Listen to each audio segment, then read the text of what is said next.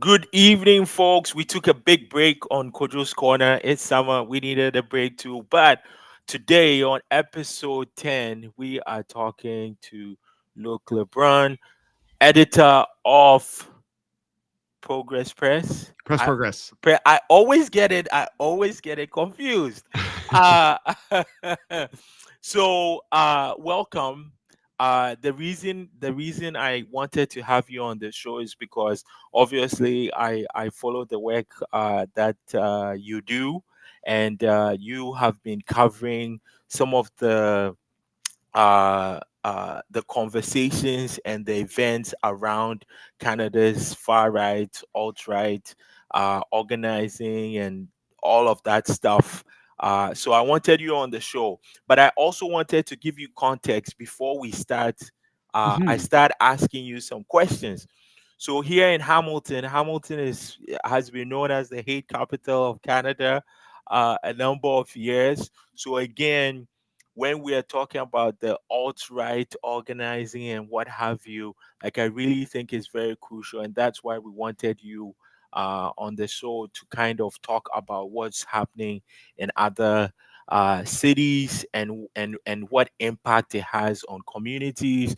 We have like a federal election coming up, we have a provincial election coming up, and these things kind of find its way uh, um, in there. So, can you just give us like a summary of what some of these groups are? Because normally the general public don't even know what we mean by far right, alt right. Right, Yeah, can you? right. Yeah, no, for sure. I mean, yeah, I mean, there's so many different groups, and a lot of them are really obscure. A lot of them are, very fringy, type things. And I don't think that the general public really needs to know all of their individual names. And like the other thing about these groups, as we'll probably talk a little bit about later, they're always changing. They're always kind of in a state of chaos. They're always infighting with each other, and they're always turning into something new later. So I don't think it's really that important to focus on like who these groups are necessarily, but I do think it is important to have maybe a sense of the dynamics, or like some of the, just some of the, some of the ways in which the tactics and some of the rhetoric that they use, so that people can be a little more aware of what's going on.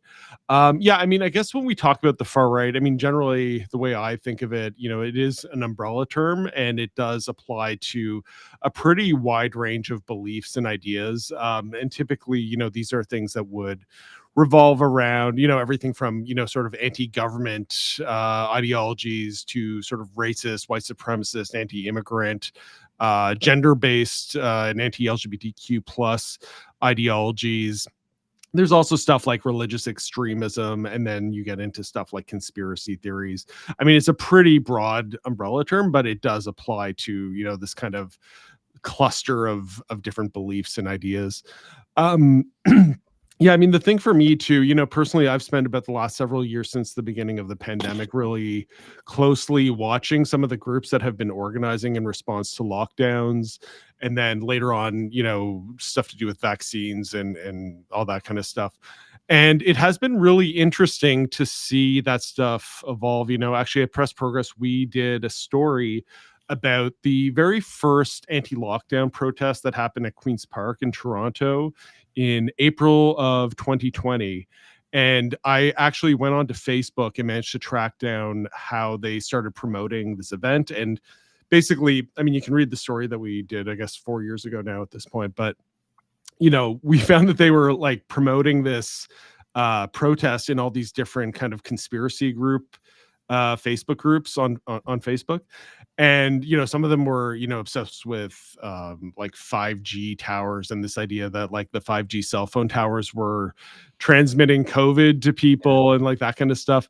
Others were like stuff like anti-vax, or stuff that you would maybe expect would naturally be kind of alarmed to find out that there's a pandemic happening, because again, this is like 1 month into the lockdowns, right? Hmm. So yeah, that's been really interesting to watch that evolve, because that was 2020, and then 2 years later, that all of that stuff that I was tracking basically morphed into the Freedom Convoy.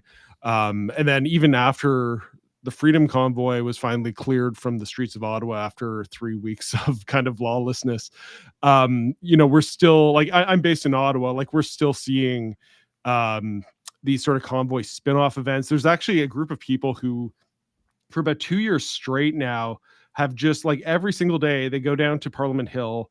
They're yelling at the politicians. They all have cell phones and they're live streaming. They're all being very disruptive and just they're literally on the sidewalk in front of Parliament Hill every single day. Mhm. Actually, when the solar eclipse happened, I actually went down to Parliament Hill, Yeah. and Trudeau went onto the roof of the Prime Minister's office, which is right across the street from Parliament Hill. And so I actually posted a video of this on Twitter, but you see Trudeau looking up. He's looking at the solar eclipse, and all the people down below, all these like convoy people, are just yelling at Trudeau in the middle of this solar eclipse. Like, here you have this like once in a generation kind of celestial event happening, and these people are just all obsessed with Yes. relitigating the stuff that happened during the convoy. So Mhm. anyways, that's been kind of interesting just to see how much that has continued in Ottawa even 2 years after the convoy happened. But anyways, to go back to my point though, we've seen this stuff kind of evolve, and it seems like every 6 months, every maybe sometimes even less than that, they seem to be shifting. And one day they'll be focused on one set of grievances, the next day they'll be focused on another set of grievances. And this has kind of been the pattern that we've seen sort of play out over the last, I mean, probably over the last decade, but definitely since the pandemic for sure. So Mhm. that brings me to you're talking about all the shifting. Yeah, The current shifting would be diagonal, and I would say they were supposed to have a thing here in Hamilton. right. Uh, big shout outs to all the organizations that said no, we don't want this here. So the story is that they had, I think it was July 31st or July 30th. I can't even remember what date it was, and because they couldn't get a venue here in Hamilton, they had to do it outside of Hamilton. So I think that was a win for people actually organizing, because we would see and hear that in other places, mayors and locations would not even know what was happening. The group would meet and then they would be like, well, we didn't know that this group and all of that. But the one thing that I found very interesting was the fact that these folks um are also not truthful when they are talking about the things that they want to have grievances with, right? So I think in the newspaper we heard that they've been lying around why they are booking the space and what they are booking the space for, right? Is that something that you are seeing in your reporting and covering some of these groups? Yeah, I mean, definitely with Diagolon specifically, I mean, they are kind of known for, they say everything with a bit of an ironic tone to it so that if anyone ever calls them out, they can say, oh, we're just joking. They deny they're actually a group. During the Emergencies Act inquiry, in response to the Freedom Convoy, they were actually pinned down under oath, I guess, and they've defined themselves as an online community. So Diagolon is kind of loosely this online community that's kind of organized around a bunch of podcasters and things like that. And yeah, so they had this I guess cross country tour over the last month or two. Showed up to a bunch of different communities, and often, as you were saying, they would sort of book these venues, and the venue owners didn't really know what they were all about. And it seems like that is the case. Um, but yeah, I mean, I think the thing that's kind of interesting about Diagolon, I mean, they aren't, in the grand scheme of things, not a very large online community, but there are enough of them that it should be cause for concern. I mean, I think there was an event in British Columbia where it did seem like they had a couple hundred people there. In other communities, the turnout wasn't really that big. Mhm. So, I mean, they are an interesting group. They're quite they're quite dangerous, and they have the potential to be quite dangerous. There have been a number of them who have been arrested for various things. There was I think it was someone who was arrested on uh, weapons charges a few months ago, and the judge basically agreed that that Diagolon is basically like a kind of a militia group of sorts, and is poses like a real threat to public safety, and that law enforcement actually has solid grounds to believe that they could be dangerous. Mhm. But that being said, like I don't think we should overstate the just how big they are and how much influence that they have. I do think they are definitely an example of a group that is like relatively small in the grand scheme of like a country with 40 million people or so. But it doesn't take that many people to potentially do things that are anything ranging from disruptive to violent. So Mhm. it is good to keep an eye on those kinds of groups for that reason. Hmm. Well, one of the questions I wanted to ask you, I mean, maybe I might know the answer, but I think again, people want to hear from somebody like you that's covering Mhm. these folks. Why do you think they target towards LGBTQIA plus folks, racialized communities, Jewish communities, immigrant communities? Like, why do you what's the prime focus of these groups? Why did they do that? Yeah, yeah. I mean, I'd be interested to hear what you think of this too, but from my perspective, I think that these groups are always looking to define themselves by defining themselves against an enemy or a perceived enemy or a scapegoat, right? So they create this other, and it kind of becomes this, bogeyman and like a bit of a foil that they kind of revolve around. And it helps to identify who is in the in group and who is in the out group, and it's a way for them, to kind of rally people around them and help them to recruit people. I think it is interesting too when you see this in the example of. We were talking earlier about like offline, we were talking about like active clubs and things like that, right?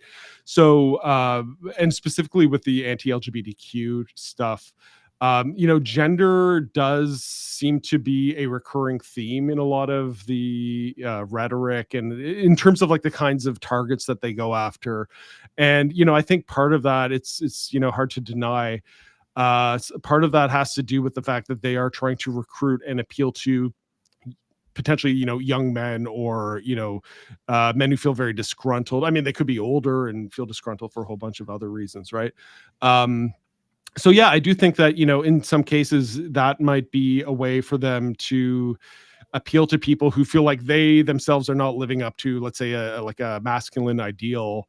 And so it seems like a very easy way to explain their situation by blaming feminists, or claiming there's some kind of, gender ideology conspiracy, or, there's some sort of agenda to push, like some sort of gay ideology in schools or whatever. Mhm. And I think that that can give those kinds of people an easy explanation for problems that might actually be more complex, or it might involve them recognizing that they are the problem, right? Mhm. So, but yeah, I don't know. What's your take on that? What do you think? Yeah, I mean, I think it's not just one reason. There's multiple things. I tend to look at it from a political point of view, in that when a majority of people are struggling, if they can't blame politicians, they find other people to blame, right? Mhm. And that's why we're even seeing this populist movement, right? Whether you have somebody like a Trump or a Pierre Polyev, if you're talking about right, there were some Bernie Sanders, whoever, right? But I think that is also creating the environment, right, for all of these grievances in different spaces. And this I guess will also lead me to the next question, or is a segue to the next question, is like, how is this going to impact the elections? I think your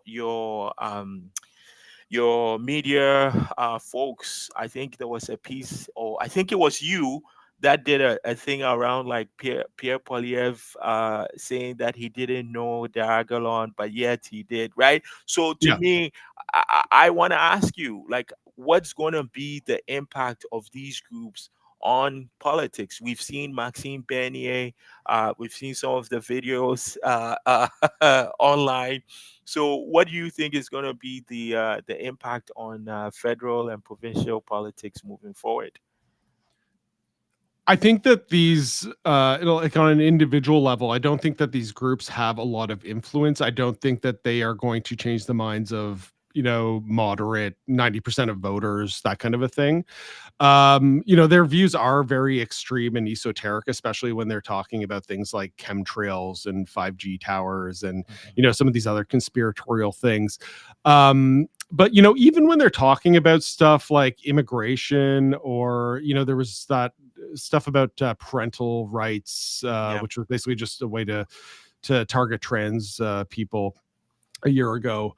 Even when they're talking about those kinds of issues, like I don't think that that is something that is a top of mind issue for most voters. So I think that their influence is very limited if you're thinking of it in like those terms. But that being said, I mean, thinking about the federal election that will be coming up, what Pierre Polyev seems to be doing is trying to. I mean, he wants to make the far right feel comfortable within his political coalition that he's building. Specifically, like I think he wants to he needs to try to bring over People's Party voters. So last election, there's about 5% of the vote that went to Maxime Bernier's People's Party. That's like just under 1 million people, believe it or not, which is actually quite a few people. But again, in a country of 40 million people, that's in the grand scheme of things not a huge number of people. Um, but that's enough to give Pierre Polyev a majority government, right? Like that could be the difference between a minority and a majority. If you're looking riding by riding, that could be enough to flip a tight race, right? Like if the difference between the liberal and the conservative and the NDP candidate in that riding is like 500 votes, getting like 1,000 people who vote for the People's Party to switch their votes to Polyev could be enough to decide things. Mhm. So I do think that that is part of Polyev's strategy. This is part of the, he wants those people to be part of that coalition. So he is, trying to do what he can to make them feel welcome within his coalition. And he's not, we haven't seen him explicitly disavow some of these groups. And I think that's pretty telling because, again, he's trying to make them feel welcome within his coalition. Um, you know, like, I mean, we've seen a bunch of different, um, I jot down some examples here, like, so like during the Freedom Convoy, Polyev, obviously we saw him going out into the crowds, handing out coffee and donuts. In 2022, there was a case where he was actually marching through a residential neighborhood in suburban Ottawa, Yeah. Nepean. If people who are watching are Yeah. familiar with this area, it's the last place on earth that you would expect to see a far right mob kind of marching through the streets. But sure enough, that's what you saw him there. Indeed. Um, yeah, he was with a bunch of the sort of Freedom Convoy leaders. This was a couple months afterwards. And then, I reported on this earlier this year. There was a case where he stopped on the side of a highway. So he was driving, I guess, from PEI to Nova Scotia. And Mhm. at the New Brunswick and Nova Scotia border, he saw a group of people camped out on the side of the road. They had, F Trudeau flags and all that sort of stuff. And he thought, oh, those are my kind of people, stops by.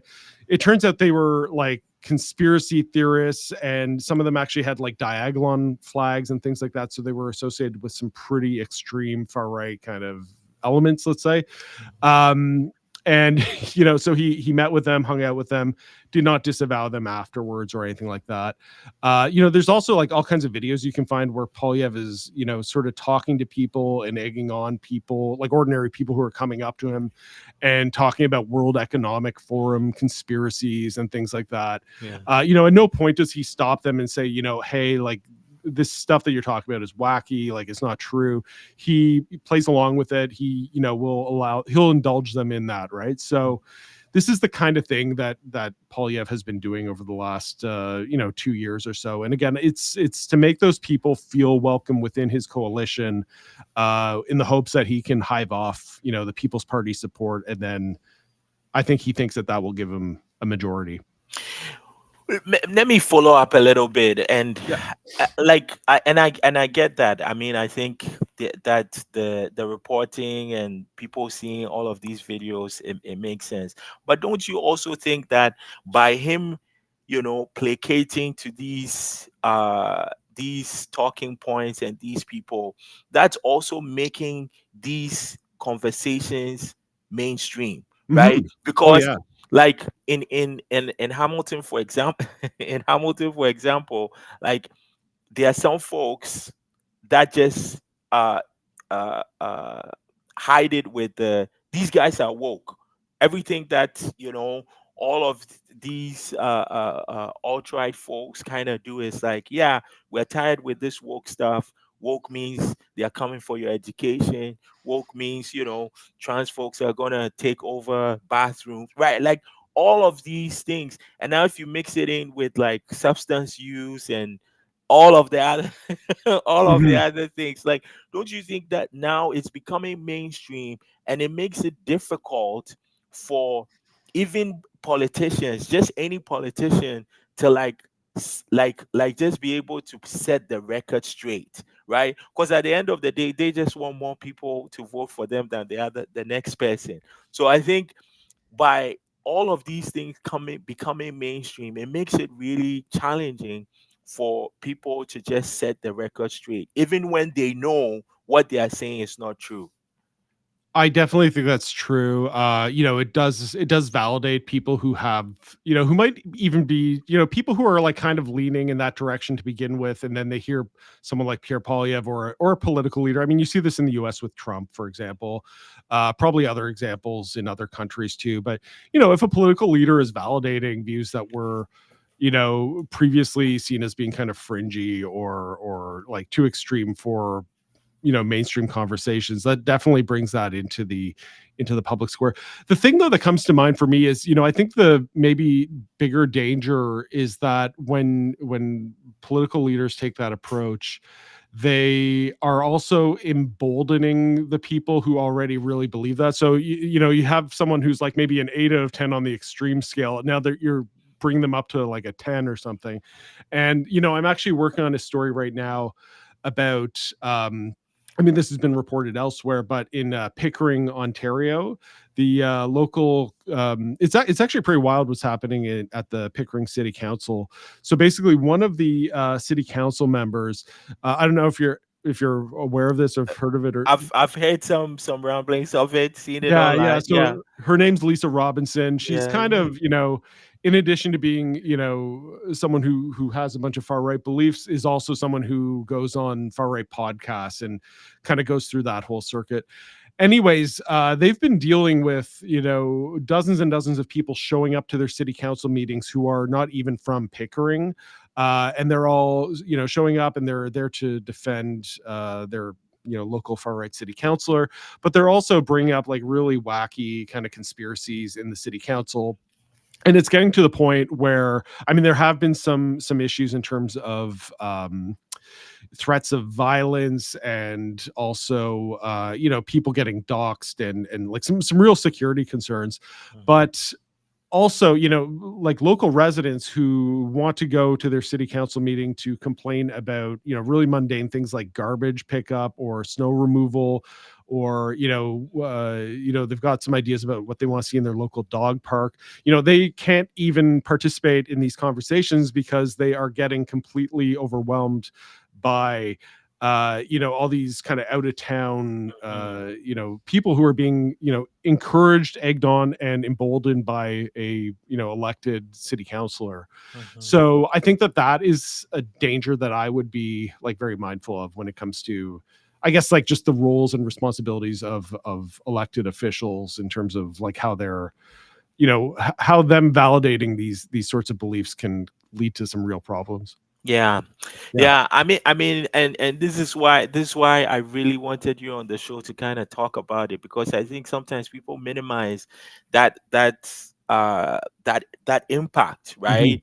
Like, and one other thing too that I'll add is I also think that, like, um, generally speaking, and I could get in trouble for saying this, but generally speaking, I don't think everybody knows what each level of government does, No. right? So what happens is that on a municipal level, that's where all uh, uh, the hand wringing of uh public health, uh uh high property taxes, right? Mhm.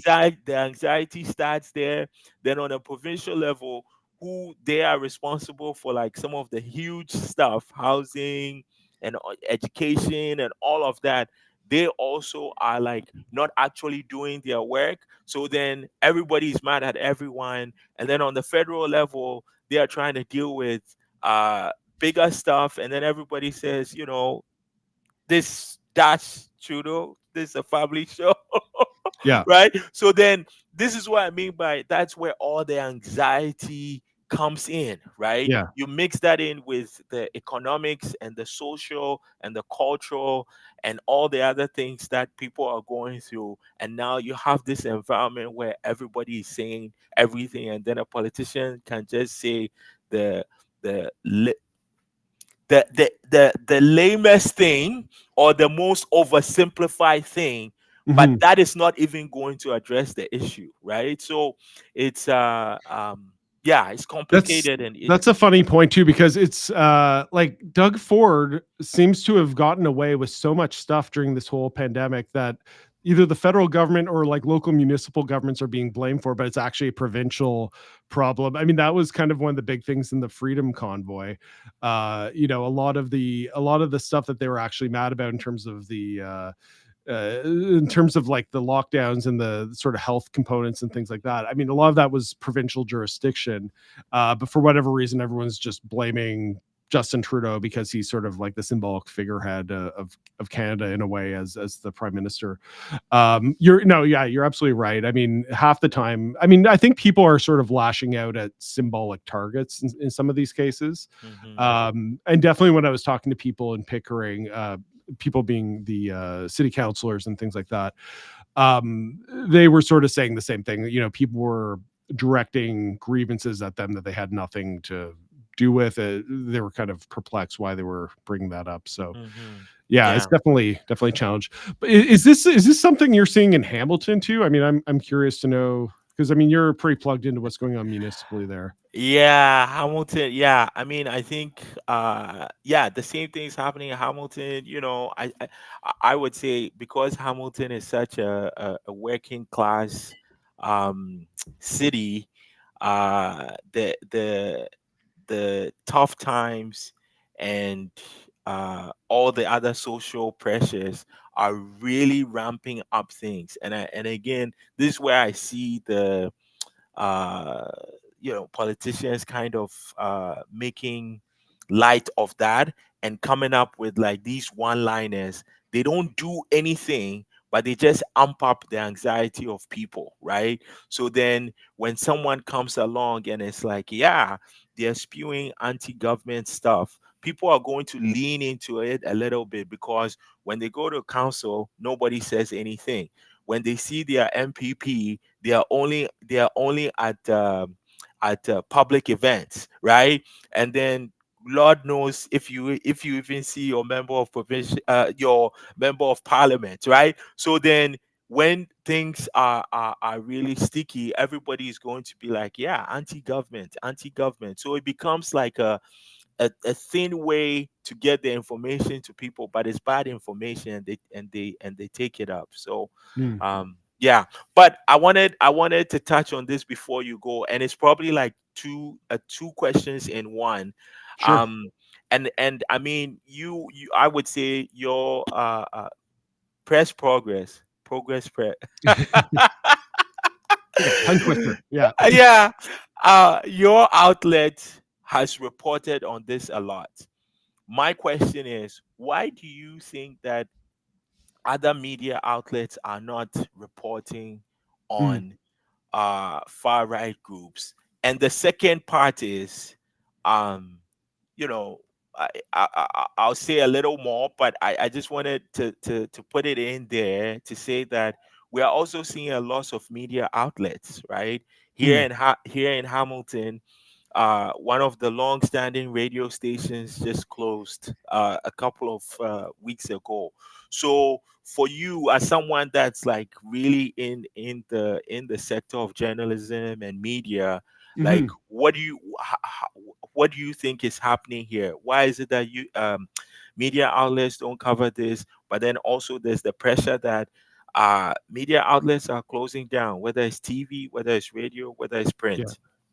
Yeah, okay, I'll answer the second part first because that just made me think of something. So during the Freedom Convoy, um, a lot of my coverage during the Freedom Convoy was on the stuff happening in Ottawa, like in the residential neighborhoods away from downtown. Mhm. If you're, I don't know how familiar you are with the layout of downtown Ottawa, but like a lot of the images that people would have seen on TV were of stuff that happened, like I guess within a 1 or 2 block radius of Parliament Hill.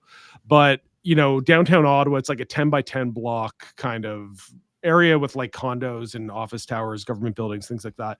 And all of those streets were just jam packed with trucks. Okay. Mhm. And then in the surrounding area, which are kind of like 2-story residential homes, basically, I mean, you had vehicles still spilling out into those areas. Like I would walk around and see people sleeping in cars in these, very, quiet residential neighborhoods. And it's like what on earth is happening here?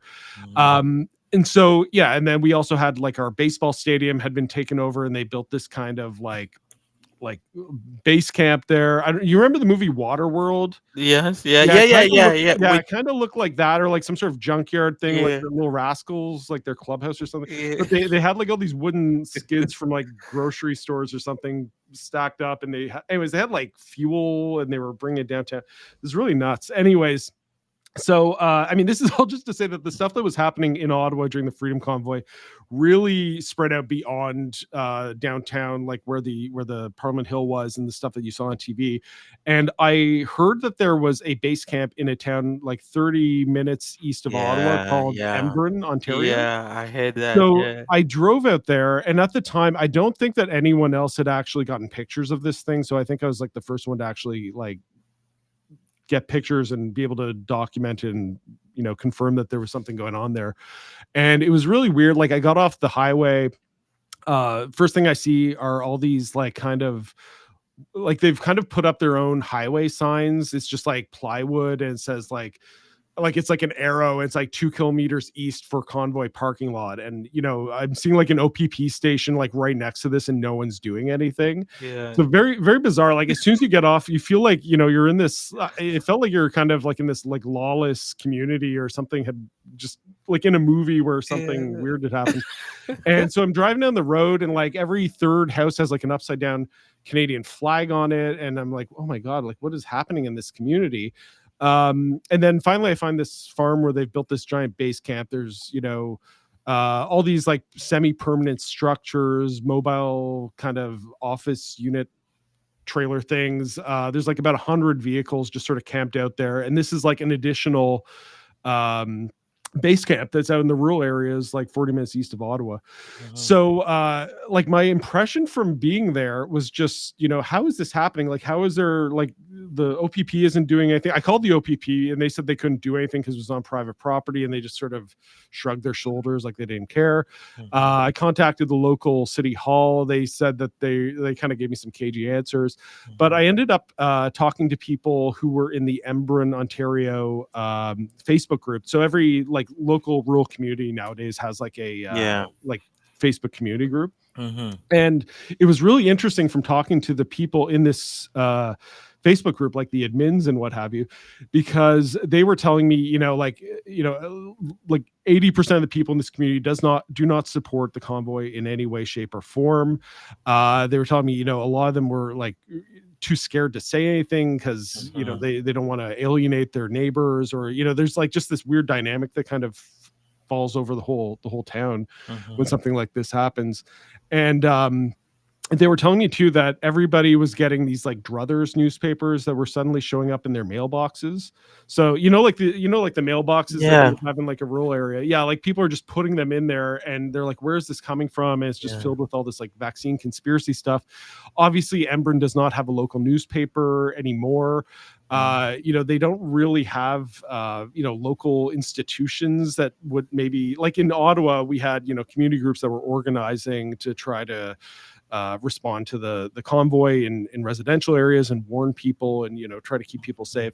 There was nothing similar to that as you can imagine, in a Yeah. fairly small rural community. Mhm. So anyways, the reason I'm telling this story is that I think that this kind of illustrates what happens when you don't have local journalists, don't have local community groups, don't have local institutions to respond to the far right, because they'll just sort of take over the whole town. They'll start distributing their own sort of disinformation, their own in this case druthers newspapers. Mhm. um so I think that is kind of a cautionary tale. I wrote a story about this at the time, and it's kind of making all the points that I'm bringing up on the call right now. But yeah, this is definitely something that really concerns me when we talk about local journalism and the disappearance of local media outlets, because you don't have you might lack voices within a community who can respond to disinformation, or who can respond to people spreading rumors about something or another. Mhm. And it just sort of it kind of creates a vacuum for other groups and whatever to come in and sort of influence things. Mhm. So yeah, that's definitely a big concern for me.